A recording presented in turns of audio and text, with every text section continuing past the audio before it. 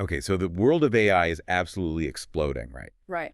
Large language models are getting incredibly capable at generating text, but they hit this fundamental wall. Yeah. They don't inherently know how to do things in the real world. Exactly. They can't just reach out and query your database, send an email from your account, or, interact with the tools you use every day. Yeah, I mean, think about it. An LLM is brilliant at language, Yeah. but it's kind of stuck inside its training data, right? Literally. To be truly useful, to build those AI assistants or agents we keep hearing about, they need access to your real-time data and the ability to trigger actions. And until very recently, connecting them meant What? building completely custom integrations for every single system. Pretty much. Which, for anyone listening who works in software, that sounds like a nightmare. Oh, absolutely. Yeah. It's like needing a unique, hand-soldered cable and a totally bespoke port for every single peripheral you want to plug into your computer. Fragmented, fragile, a massive maintenance headache, and definitely not scalable. Right. So imagine if instead of all that custom wiring, you had a universal port, something standard, Okay. something that could connect your AI, doesn't matter who made it, to a file system, a database, a CRM, whatever tool you need. That's the promise. And that's really what we're doing a deep dive into today. Exactly. We're exploring the Model Context Protocol, MCP. Yeah, if we stick with that analogy, MCP is kind of aiming to be the USB-C for AI applications. Like that. USB-C for AI. It's an open standard designed specifically to standardize how applications provide that crucial context, the data and the tools to LLMs. And if you're working in software, this is rapidly becoming pretty essential knowledge, wouldn't you say? Definitely. Companies like Anthropic, OpenAI, Google, they're already building on it. So understanding MCP isn't just about the tech itself. It's about how it impacts how you design systems, how you tackle integrations, how you build the next generation of AI-powered features. For sure. So our mission for this deep dive, based on the material we've looked at, is to unpack what MCP is, how it works, why it's gaining so much traction, and critically, what it means for your work. Okay, let's unpack this. So first things first, what is the Model Context Protocol at its core? All right. So it was introduced by Anthropic late 2024. It's an open standard protocol, and its main job, its core function, is to standardize the way applications feed context to large language models. And when we say context, we mean... We mean both dynamic data, like real-time information, and available tools, things the AI can do. Got it. And the reason is pretty simple, really. To let LLMs move beyond just churning out text. Exactly. It lets them interact with external data sources, use external tools, which is absolutely fundamental if you want to build true AI agents or automate complex workflows. Okay, so why MCP? Why now? What are the big benefits people are seeing? Well, the why now really boils down to simplifying all that complexity we talked about and boosting capability. With MCP, you benefit from a growing list of pre-booked integrations. That's a big one. So less custom building. Hopefully, yeah. It also offers flexibility. It could make it easier to switch between different LLM providers down the line because ideally, they're all speaking the same context language. Okay, vendor flexibility, that's interesting. And very importantly, the protocol is designed with security best practices in mind. It gives you mechanisms for securely handling data access and permissions within your infrastructure as you start granting AI more power. That security point is huge, and we absolutely need to circle back to that. Yeah. But to really appreciate MCP, I think you first have to understand the problem it was built to solve. Right. Like we touched on, LLMs on their own, powerful, sure, but limited. They can't act in the real world unless they're connected. Right. And before MCP, making those connections was kind of the Wild West. Integrating an LLM into your app and hooking it up to databases, file systems, APIs, it usually meant building highly custom bespoke code for every single system it needed to talk to. And this is where that M by N integration problem comes in, right? Exactly. If you have, say, M different AI applications or agents you want to build. Okay. And you need them to interact with N different external data sources or tools. Right. You traditionally ended up needing M times N custom integrations. Every app needed unique code to talk to every tool. Which is just messy. Totally fragmented, brittle, A change in one tool's API could break multiple AI apps and scaling it. Forget about it. Yeah, and building sophisticated AI agents that needed to use multiple tools, maybe in sequence, must have been incredibly complex. Hugely complex. There was no standard way for the AI app to even discover what tools were available, let alone interact with them reliably. Okay, so MCP arrives on the scene to fix this. How does it change that M times N picture? It introduces a single open standard. So now instead of M times N custom links, you have M clients. Those are your AI apps or agents. Right. And N servers, those are your data sources and tools. But the key is they all implement one standard protocol. So it transforms the complexity from M times N to M plus N. Exactly. Much more manageable. You just need one client implementation for your AI app to speak MCP, and one server implementation for each tool or data source to expose its capabilities via MCP. So it's like giving AI applications a common language. Yeah. A standard way to ask for info or request an action from any system that speaks MCP. That's the idea. Okay, so how does this actually work under the hood? What's the architecture look like? All right, so MCP is built on a client-host-server model. And the communication itself uses JSON RPC 2.0, which is a pretty standard way to make remote procedure calls using JSON. Okay, client, host, server. Let's break down those roles. What's the host? The host is kind of the central piece. In our USB-C analogy, maybe it's the laptop itself, or a sophisticated docking station. It's the orchestrator. Orchestrator, okay. Yeah, it manages the life cycle of the AI clients. It enforces security policies like user permissions, consent, that kind of thing. And it coordinates the whole interaction between the AI model and the external systems. Okay. Things like AI-powered IDEs, Z, VS Code, or an application like Claude Desktop could act as a host. Gotcha. Then there's the client. What's that? The client is more lightweight. It's often embedded within the host application. Think of it maybe like a specific adapter in the dock that connects to one particular device. Okay. It sets up a dedicated stateful connection with one specific MCP server. It handles the protocol negotiation, routes messages back and forth. It basically represents the AI agent's channel to one server's capabilities. And finally, the server. That's the actual tool or data source. Exactly. The server is an independent process that exposes the actual capabilities. That's the peripheral in our analogy, the monitor, the database, the API wrapper. And it can be local or remote. Yep, can be running right on your machine or somewhere else entirely. It provides the actual resources, tools, and prompts that the AI can use. So a file system server, a database connector, an API wrapper, those are all potential MCP servers. And there's a defined flow, like initialization, talking, shutting down. Yeah, basically. An initialization phase where they agree on what the server can do, then the main message exchange using JSON RPC for requests and responses, and then a proper shutdown. Okay, so to make that message exchange meaningful, MCP defines some core concepts, right? Primitives. Exactly, primitives. These are the standardized ways that context and capabilities are organized so the AI models can actually understand and use them. There are three main types. All right, what's the first one? First up, tools. These are the actions the LLM can take. Think of them as executable functions. This is how the AI does things. Like querying a database, sending an email. Precisely. Initiating a payment, running a web search.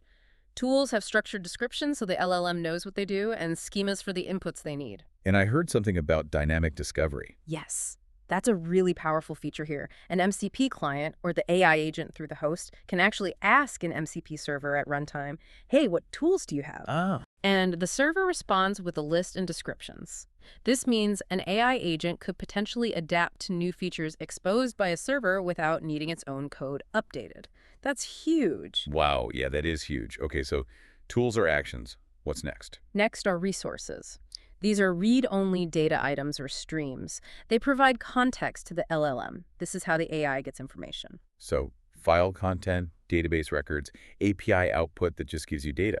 Exactly. Clients can fetch these on demand, and some servers might even support subscribing to updates like a data stream. Okay, tools to do things, resources to get info. What's the third primitive? The third one is prompts. These are basically reusable instruction templates or system messages.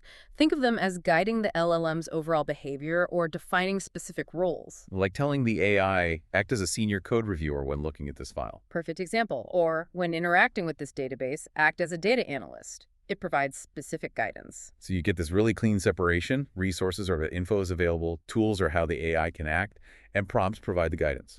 Makes sense. Yeah, it gives a structure for the AI to interface with the external world predictably. And quickly, how do these messages physically get sent? What are the transport mechanisms? Right.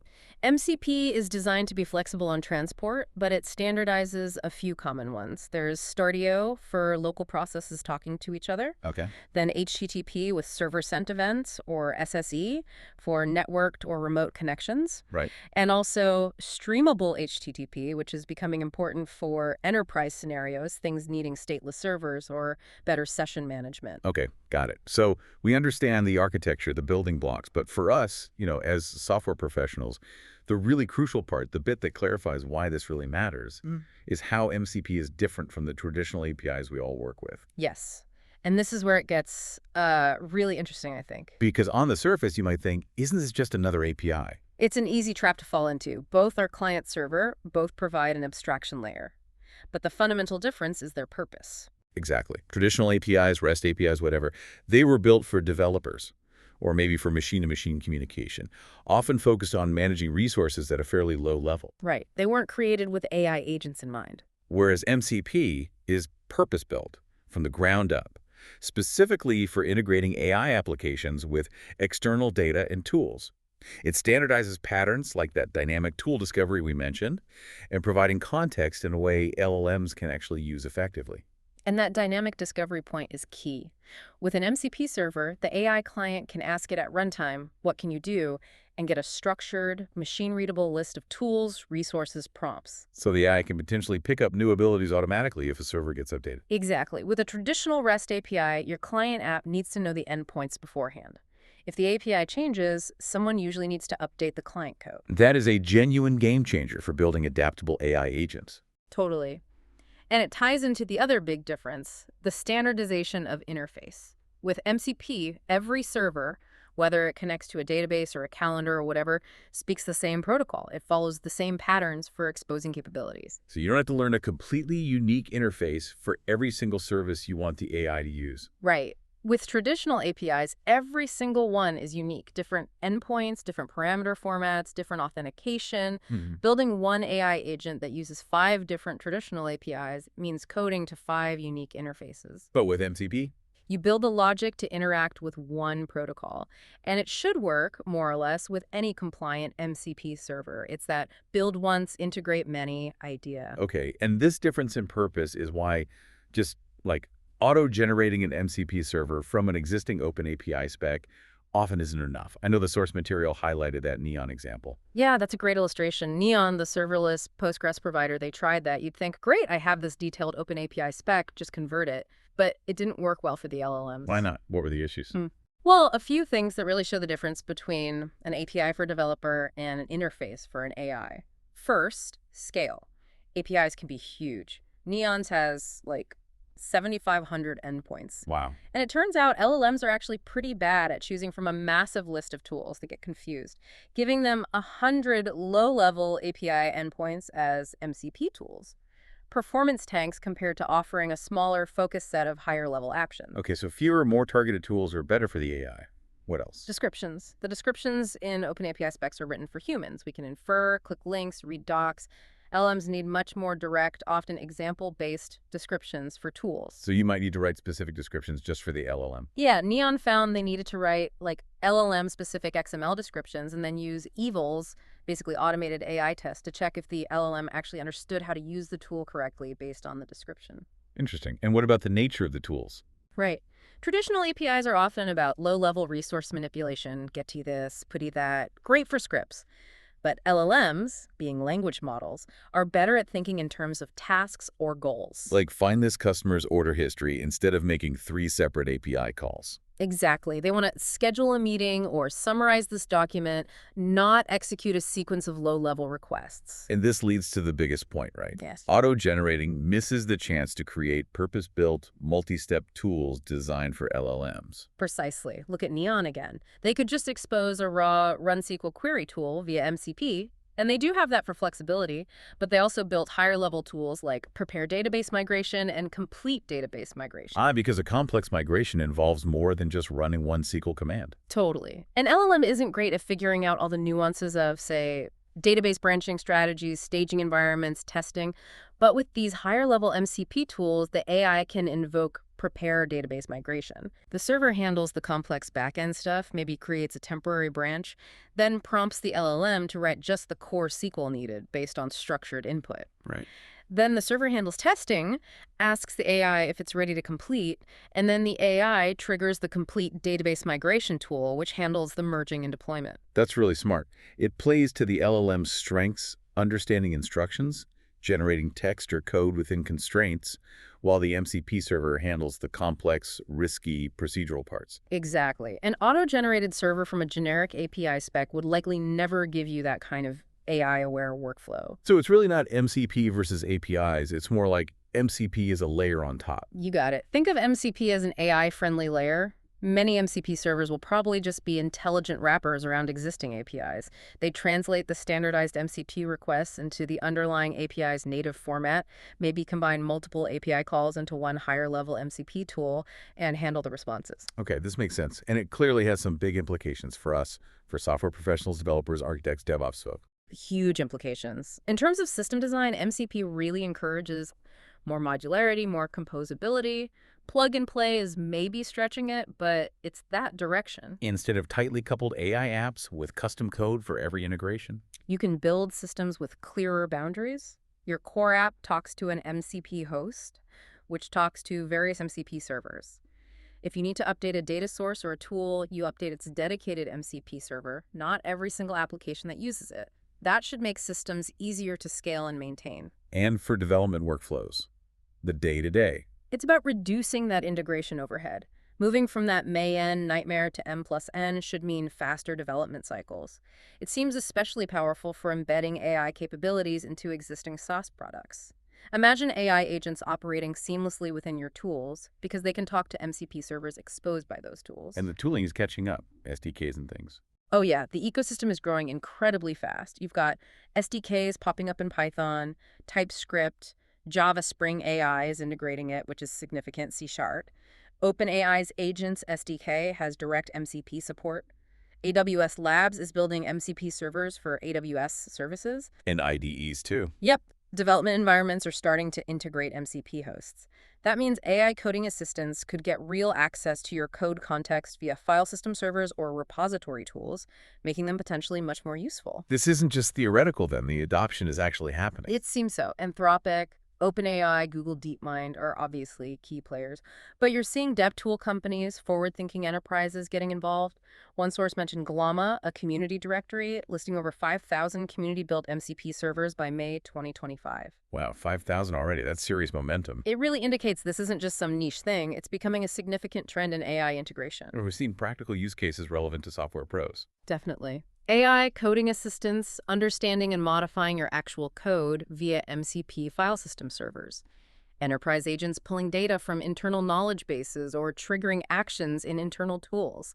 AI agent analyzing data by actually querying databases through an MCP server. Or even sauce automation, right? Like an AI using MCP to create leads in your CRM or schedule posts. Exactly. Lots of potential there. Okay, but giving AI agents this kind of power, this access via MCP, it makes security absolutely critical, right? The sources definitely flag this. Paramount. You have to think very carefully about the threats when AI can suddenly interact with your systems in these powerful new ways. So what are the main risks we need to consider? Well, the obvious ones include prompt injection. That's where malicious input tricks the AI into misusing a tool. Imagine telling an AI assistant connected to your email via MCP to summarize the latest emails and then delete all emails older than a week. If it's not careful, it might just do it. Oof, okay. What else? Tool poisoning or shadowing. This is where a compromised or deliberately malicious MCP server provides harmful capabilities or maybe overrides a legitimate tool. So trusting the server is key. Absolutely. Then there's credential leakage, making sure sensitive access tokens or keys aren't mishandled between the host, client, and server. Command injection is another risk. If the server implementation doesn't properly sanitize data coming from the LLM before using it to run internal commands. Like if the LLM generates a file name with malicious characters. Exactly. And finally, data exfiltration. If the access controls aren't granular enough, An AI agent could potentially be tricked into retrieving sensitive data it shouldn't have access to. So MCP provides the standard communication channel, but the security isn't automatic. It really depends on robust implementations and strong governance, especially by the host platform. Precisely. Mitigation strategies involve things like routing communication through a trusted proxy for centralized security policy enforcement. Implementing strict tool-level authorization, the principle of least privilege, is crucial here. Only give the AI the permissions it absolutely needs for a specific task. Right. Using vetted registries to discover trustworthy servers will be important. Rigorous input validation and sanitization on the server side. And maybe most importantly for high-impact actions, incorporating human oversight or approval steps. Don't let the AI delete the production database without a human saying okay. Probably a good idea, yeah. So, MCP is still evolving. What does the future look like? What's on the roadmap? It's definitely an evolving standard. The future vision includes enabling more sophisticated agentic AI, maybe moving towards concepts like agent graphs, where multiple specialized AI agents collaborate using MCP. Okay, like a team of agents working together? Sort of, and things like interactive workflows that can more seamlessly weave human feedback and consent into these automated processes. There's also work on extending it for multimodality, handling video streams, audio, things like that. And I heard mention of a registry. Yes, a key piece that's still being developed is a centralized MCP registry. Think of it like an app store or package manager, but for AI capabilities. A public directory to discover, verify, and manage MCP servers. That would make it much easier for developers like you to find and integrate the tools and data sources you need. That sounds essential for wider adoption. Are there still challenges? Oh, for sure. Maturing the security landscape is a big ongoing effort, ensuring consistent standardization as the ecosystem grows rapidly, and handling performance and reliability at massive scale as these AI interactions become more complex. Those are all areas needing continued work. If someone listening wants to get started, maybe build a simple MCP server or client, where should they look? The resources are definitely growing. The official modelcontextprotocol.io website is the place for the specs and documentation. Okay. There are SDKs available from Anthropic, OpenAI, and community efforts in Python, TypeScript, Java, C#. Check those out. Look for community directories of servers, Glama was mentioned, and dive into the discussions on places like GitHub, maybe Reddit, Discord. And in terms of skills needed, is it all new AI stuff, or do existing software skills apply? It's really a blend. You absolutely need strong core software engineering fundamentals, understanding client-server architecture, API design principles, even if you're just wrapping existing APIs, and obviously language proficiency. So good engineering practices are key. Foundational. But you also need a working understanding of AI and LLMs, how context windows work, basic prompt engineering, and definitely an awareness of the unique security threats that come with granting agency. Your existing software skills are the critical base layer, though. Okay, so pulling it all together then. Yeah. MCP Model Context Protocol, it's more than just a technical spec. It feels like a fundamental shift. I think so. It's aiming to provide that standardized, hopefully more secure layer for connecting LLMs to the outside world, data, and tools. The goal is to move us away from those brittle, fragmented custom integrations. Towards something more modular, more interoperable, a real ecosystem. And seeing the rapid adoption by the major AI players and that explosion in community servers, it really signals this isn't just a flash in the pan. It seems likely to become a significant pattern in how we build AI applications. Yeah, understanding it is becoming increasingly important for anyone building software in this AI-driven era. So here's a final thought to leave everyone with. As this standardized highway for AI access, this MCP matures, and as the number of tools and data sources accessible through it continues to grow, how will that fundamentally change the kinds of applications you build? Think about it. Imagine AI agents becoming not just chat interfaces, but like true integrated colleagues, capable of complex, real-world tasks simply because they can plug into this ever-expanding digital world via MCP. What previously impossible capability could you add to your application next?